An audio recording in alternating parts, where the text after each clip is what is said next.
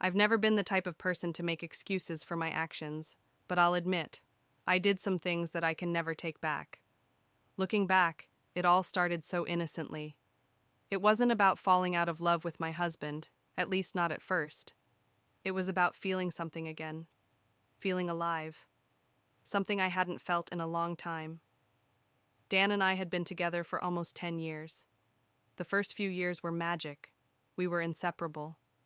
But then life happened. Work stress, responsibilities, routines that slowly chipped away at the spark. Somewhere along the way, I started feeling invisible. He was so focused on his job, and I was just here. I tried talking to him about it, but the conversations never went anywhere. Slowly, I stopped feeling like a partner and more like a roommate. Then came him, Travis. He was one of my clients, someone I'd met through work. At first, it was just a few casual conversations. He was charming, and for the first time in ages, I felt seen. He listened. He smiled at me. He laughed at my jokes. The attention felt intoxicating. It wasn't planned. One evening, he asked me to grab a drink after work. I thought, why not? It's just one drink. But one drink turned into a few, and before I knew it, we were in a hotel room together. The guilt hit me immediately, but it didn't stop me.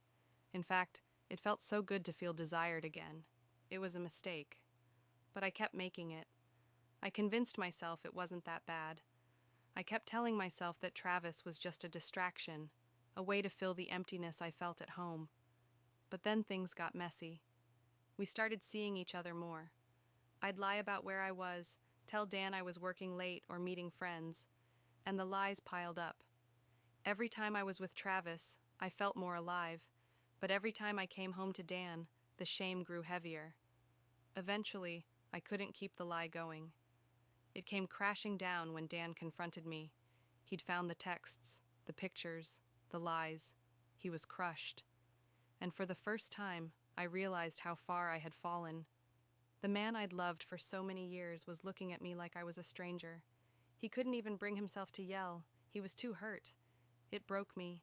I'm not going to sugarcoat it. I hurt him deeply. I shattered his trust, and there's no undoing that. I thought I could control it, that I could have my fun and then walk away. But it wasn't that simple. I destroyed everything. The worst part? He had always been there for me, giving me everything, and I threw it all away for a fleeting moment of excitement. I begged for forgiveness. I begged him to give me another chance. But he was done. I could see it in his eyes. The hurt was too much. The man who once looked at me with love was now looking at me with pity, disgust, and disbelief. We tried to talk about it, but nothing I said could take back what I had done. The reality set in. I'd lost him. I lost the man I had built a life with. And for what? A fleeting affair that meant nothing in the grand scheme of things. I thought it was what I wanted, but all I wanted now was to take it all back. But that's not how life works. You can't undo your mistakes, no matter how much you wish you could. Dan moved out, and I stayed behind, broken. I lost everything. The trust, the love, the man who would have done anything for me. All because I couldn't communicate how I felt. All because I thought a temporary fix would make it all better. Now, I have to live with the consequences of my actions.